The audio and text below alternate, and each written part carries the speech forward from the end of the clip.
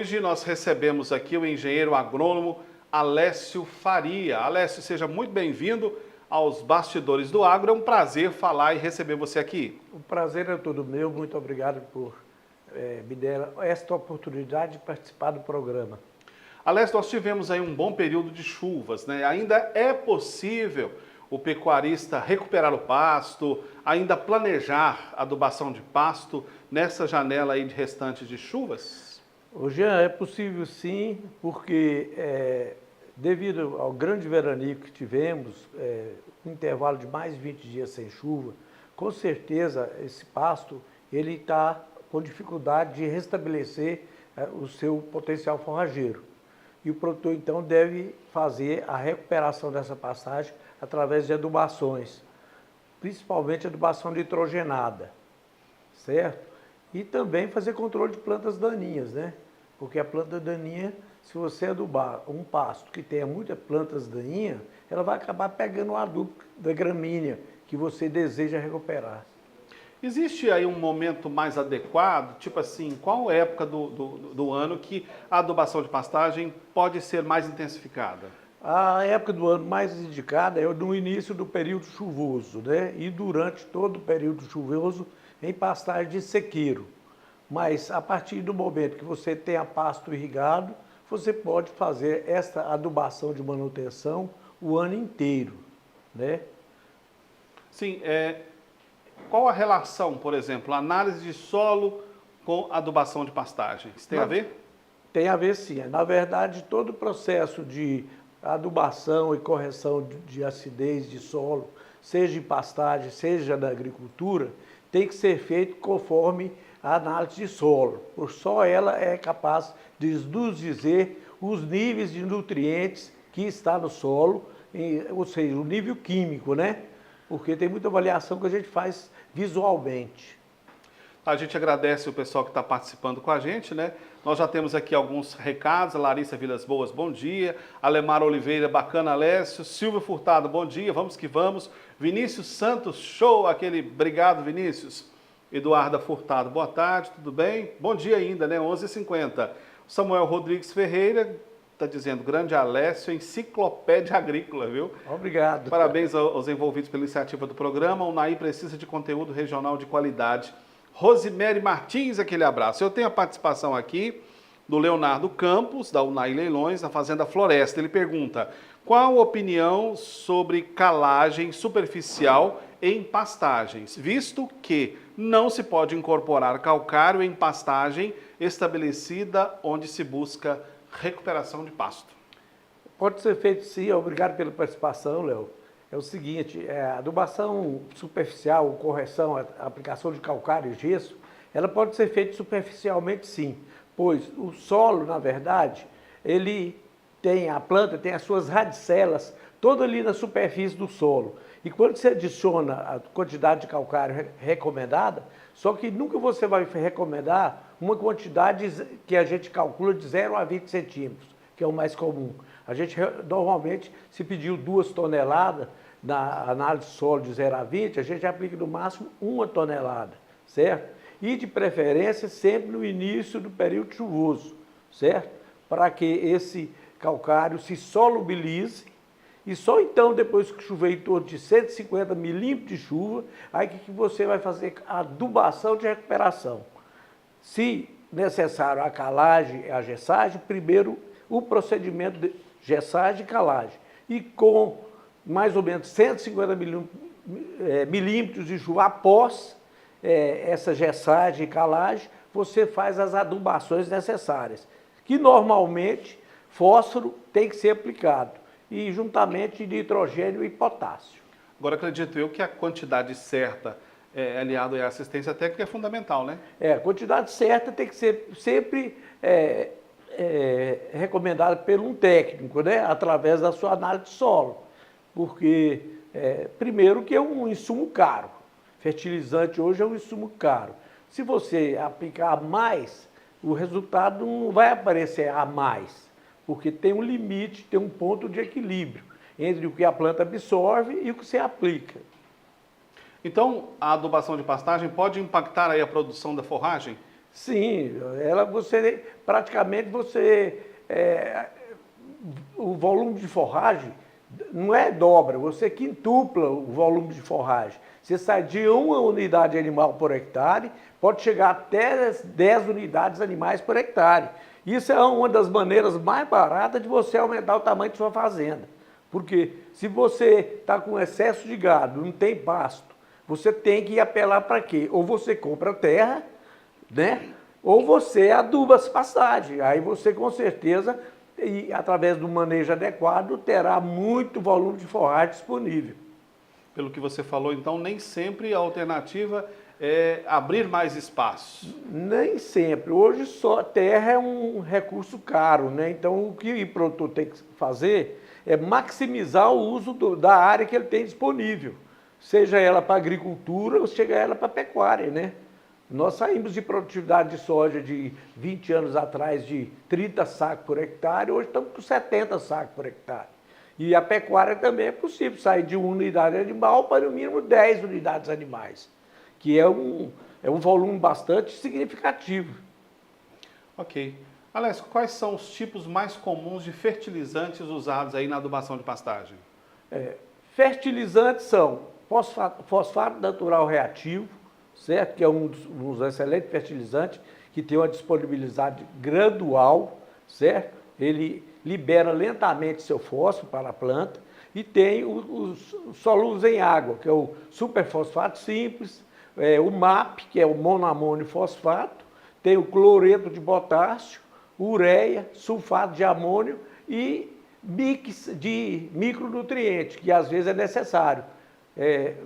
Comercialmente tem o FTE-BR12, mas hoje a gama de produtos que existe, até via foliar, para você usar em pastagem, é muito grande. Inclusive, para se recuperar o pasto com razoável eficiência através de adubação foliar. Ok, lembrando que você pode participar conosco, eu quero registrar aqui novamente a participação do Samuel Rodrigues Ferreira, né?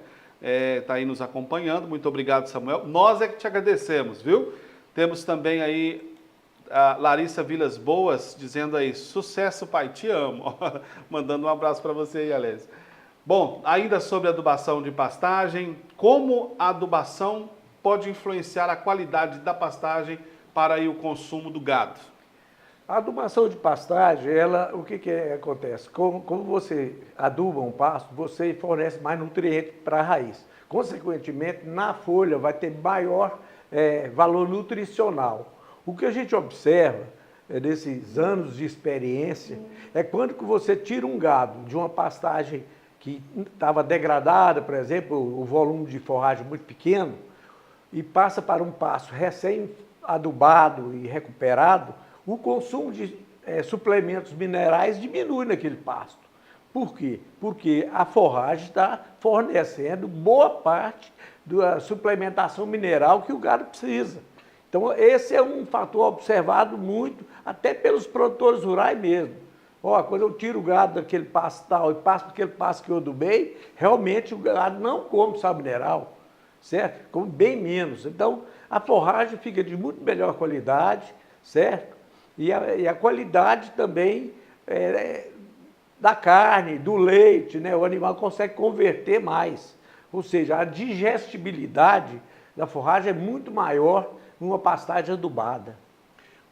Pelo que dá para se entender, então, tem um momento certo, por exemplo, principalmente quando se divide em piquetes, tem um momento certo de entrar com o gado e tirar com o gado? Tem um momento certo, sim. A entrada dos animais depende da espécie forrageira, né? Um pânico, por exemplo, que é os colonião da vida, Tanzânia, Mombasa, né? Você entra com altura maior, que é em torno de 80 centímetros, e sai aí com 40. As branquiárias, de uma maneira geral, você entra com 35, 40 e tira aí por 15 a 20 centímetros, certo? Mas isso aí muito é observar o pessoal que está manejando o gado.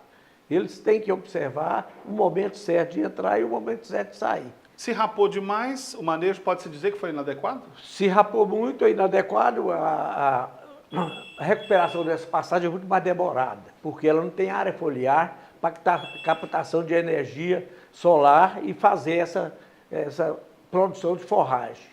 Aliás, você falou agora há pouco sobre a quantidade certa, né? Você falou que nem sempre, se você aumentou a quantidade de fertilizante, por exemplo, não quer dizer que você vai aumentar a pastagem. A minha pergunta é o seguinte, eu insisto nessa questão. Quando se faz aí uma adubação excessiva, então você vai impactar também, você está perdendo dinheiro, mas pode impactar também o meio ambiente? Sim, principalmente os fertilizantes nitrogenados, eles causam acidificação do solo, né, e acabam também percolando para as camadas mais profundas, contaminando lençóis freáticos, certo? Temos outra participação, uma pergunta aqui, também do Samuel, ele pergunta o seguinte, Alessio, infelizmente, muitos pecuaristas ainda não tratam o pasto como lavoura. Na sua opinião, onde está o erro? No produtor que ainda faz a moda antiga ou em nós profissionais agrícolas? Acredito que ainda é assistência técnica, viu, Samuel? Porque pode observar que esses produtores que são assistidos aí pelos programas que existem de assistência técnica, né? A TER, por exemplo, e a Capu faz isso muito bem, com o corpo técnico dela, eles têm uma certa cuidado de fazer essas adubações conforme recomenda esse corpo técnico, né? Eu acredito que ainda é assistência técnica, certo?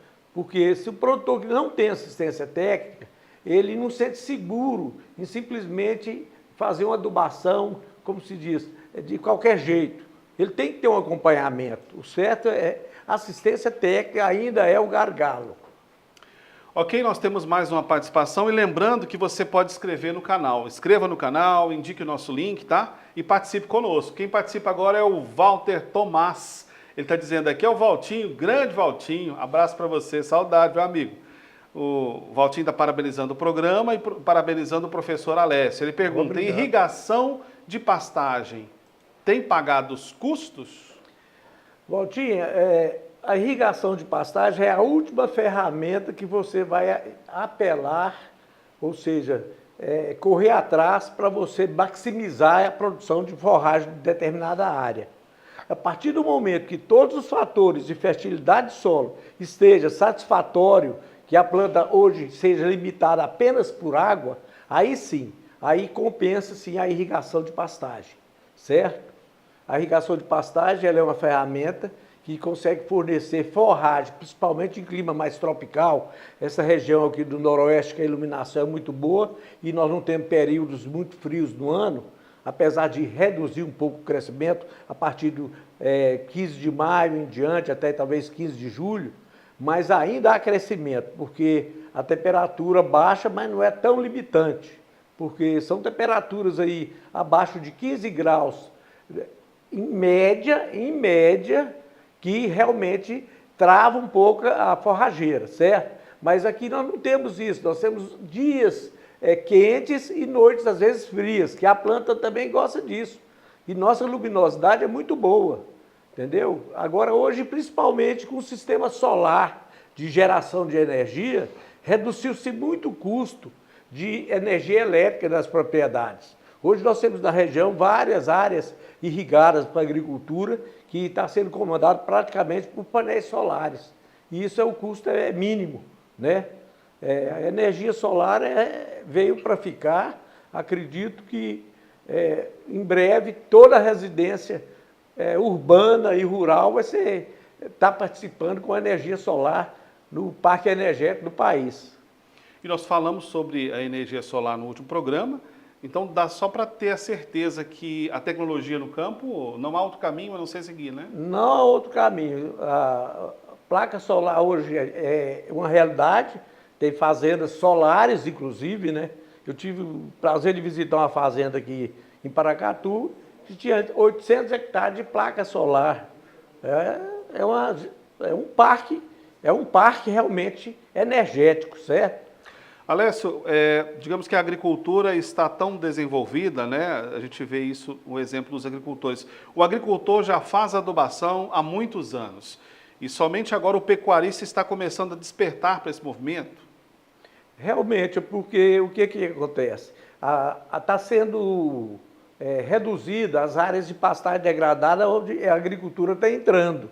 porque o Brasil não tem desmatamento para abertura de novas áreas para agricultura e nem para pecuária. O que está acontecendo no nosso país hoje, praticamente, é recuperação de áreas degradadas, às vezes até com a integração à agricultura e pecuária, né? Tem produtor que consegue plantar numa área, por exemplo, ele pega uma área degradada, entra com milho para produção de silagem ou sorgo, e depois ele entra com capim, certo? Ele já recupera bem a área e produz forragem conservada como silagem para alimentar o gado na seca. Então, o que o produtor, que pecuarista tem que fazer é partir para essa área. Ou seja, então o pasto começou a ficar muito degradado, de repente não compensa recuperar ele com adubação, ele tem que ser reformado, certo? E dentro dessa área você implanta um cultivo de uma forrageira, seja milho ou sorgo, e já entra com capim junto. Então ele colhe o milho ou sorgo e já deixa a pastagem formada. Bacana. Custo é um fator limitante aí na adubação? O custo é fator limitante, sim, porque no início, principalmente se pensa só em recuperação da pastagem, né? Mas agora quando você pensa numa reforma para produzir volumoso, esse custo ameniza bem, entendeu? Então, de repente, a consultoria é fundamental no momento do produtor decidir isso aí. O certo é ele pegar um técnico da sua confiança, avaliar e decidir realmente o que ele vai fazer. Se ele vai recuperar, se ele vai reformar a área. Alessio, quando se fala no comércio, a gente sabe que é preciso planejamento, né? Quem é comerciante precisa fazer conta, né? E quando a gente fala, por exemplo, no campo, lá, produtividade, seja pecuária, agricultura, é preciso fazer conta? É preciso sim, não é diferente. Como se diz, a fazenda é um mercado comercial, onde você tem produção de carne, você tem produção de leite, você pode ter produção de grãos, certo? Então você tem que fazer conta sim, principalmente porque os recursos são escassos. E às vezes as linhas de crédito não estão disponíveis, porque a partir do momento que tenha um crédito rural disponível para o produtor poder pegar esse dinheiro emprestado a juros baratos, né, ele consegue fazer a manutenção e melhoras das suas instalações da fazenda. E como seria então essa conta em relação à produtividade na adubação de pastagens? Essa conta tem que fazer conversão em quilograma de arroba por ano, quantas arroba por ano ele aumentaria com essa adubação de pastagem, certo? Então, o que tem que ser feito é isso, mas sempre com acompanhamento técnico. O produtor sozinho não consegue realmente deslanchar com essa tecnologia de recuperação e adubação de pastagem. Muito bem, a gente agradece a sua participação. Nós vamos caminhando aqui para o final da nossa entrevista e temos mais uma pergunta. Como a tecnologia tem contribuído para melhorar a produtividade tanto na agricultura quanto na pecuária nos últimos anos? A tecnologia tem feito tudo. Hoje, principalmente em níveis de cultivares de soja, cultivares de milho, cultivares de pastagens, surgiu muita cultivar nova, com índice de produtividade bem superior às antigas, entendeu? Temos capim hoje de pastagens são híbridos. Normalmente o híbrido tem a capacidade de rebrota mais rápida, certo? Os transgênicos aí nos grãos, né, que é indiscutível, que a gente conseguiu sair aí de milho de 120 sacos, 150 sacos por hectare, estamos a 200 sacos por hectare hoje. E assim as forrageiras também, certo? Não é que a forrageira é a mágica. A mágica de todo esse processo é o solo. O produtor tem que atentar à construção da fertilidade do solo, porque é o solo que é a base da agropecuária de uma maneira geral. Solo é o tesouro? É o tesouro. O Samuel participa com a gente novamente, ele diz o seguinte: o capiaçu hoje se tornou uma boa opção para a produção de volumoso, mas tem proteína baixa, ele está afirmando. Qual a melhor estratégia para complementar o nível dessa proteína para fechar a dieta animal? Samuel, obrigado pela pergunta aí. O ideal seria você entrar. Eu gosto muito do resíduo do caroço de algodão, certo? Você hoje com o capim-açu no coxo mais o caroço de algodão, você já te garanto que você já dá uma nivelada boa no proteico energético, porque o caroço de algodão, além de uma proteína razoável, pode ter até 24% de proteína, e energia altíssima, porque tem um óleo no caroço do algodão, né? E o capim-açu entraria com fibra, né? Mais volumoso, mais fibra, porque o bovino precisa de fibra, né? Sem fibra, não tem como você manter um rebanho, né? Hoje existe aqueles concentrados, grão inteiro e tudo, mas isso é para acabamento de carcaça, né? É boi que vai para o confinamento para terminar e ir para o abate. Você não pode entrar só com, por exemplo, concentrado com o animal. Ele não sobrevivia muito tempo, não sobrevive. Aliás, essa curiosidade particular minha, não sei quantos anos você está aí no mercado, né? Mas dá para fazer uma avaliação, voltando no tempo, quando você, recém-formado, chegou em Unai, aquela época, a realidade da pecuária daquela época, da agricultura daquela época para hoje, evoluiu muito e tem muito mais a se evoluir? Jean, eu sou talvez a pessoa que mais passou por isso. Eu cheguei numa cooperativa em 1985, quando você falava que uma vaca produzia 10 litros de leite, pronto, faltava bater na gente, né? Então, o certo daquela época era uma vaca de 10 litros para trás, mesmo em 2 ordens, gerava 3 de manhã e 2 à tarde. Capu recebia naquela época 30 mil litros de leite por dia. E eu lembro que nós fizemos um trabalho de avaliação, de propriedade, tudo, juntamente com, na minha época, o presidente José Brás. E aí andamos todo o campo para a gente mapear a realidade do produtor rural. Primeira coisa foi entrar com um programa de descarte de animais que realmente não tinha aptidão leiteira nenhuma. Esses animais foram selecionados, a gente estava sempre junto, tinha uma equipe técnica pequena na Capu, mas todo mundo com muita vontade de trabalhar, né? E conseguimos deixar a Capu em poucos anos com 400 mil litros de leite. Então foi assim, uma evolução bastante significativa. Infelizmente aqui naquela época que eu comecei a trabalhar aqui, você chegava nas entradas de fazenda aqui, essas beiradas de rodovia, você só vê carcaça de vaca que tinha morrido de fome, de bezerro. Por quê? O pessoal, ninguém se preparava para o período seco do ano, certo? Aí eu lembro que um dos primeiros projetos nossos lá, juntamente com o Zé Brás e tal, foi um programa Cana para Todos, que eu tive até em Paracatu, nas usinas de Paracatu, que aqui o Unai não tinha cana muda, e aí fizemos essa compra lá na região de Paracatu e trouxemos para o Unai muita cana. E logo em seguida isso aí deu uma estabilizada, que todo mundo passou a ter cana e realmente, pelo menos o problema da fome do gado, nós tiramos, né, como diz, da propriedade. Não tinha mais aquelas carcaças fedorentas na beira das estradas, certo? E hoje, graças a Deus, com toda a assistência técnica que tem no campo hoje, a turma está andando bem, né? Mas ainda tem muita gente sem assistência técnica. Já tem muito. Agradeço profundamente a sua vinda até aqui e para deixar aí as suas considerações finais, vou fazer só uma perguntinha em respeito aos cruzeirenses e o pessoal, o torcedor do América, para arriscar um placar para o Galo e a América. Olha, eu não quero nem que o Galo ganhe mais da América, não, só empata tá bom, né? Porque não pode ficar humilhando também nossos concorrentes, não, né? Já deu uma vitória razoável no primeiro jogo, se ficar uns 0 a 0 aí, tá de bom tamanho.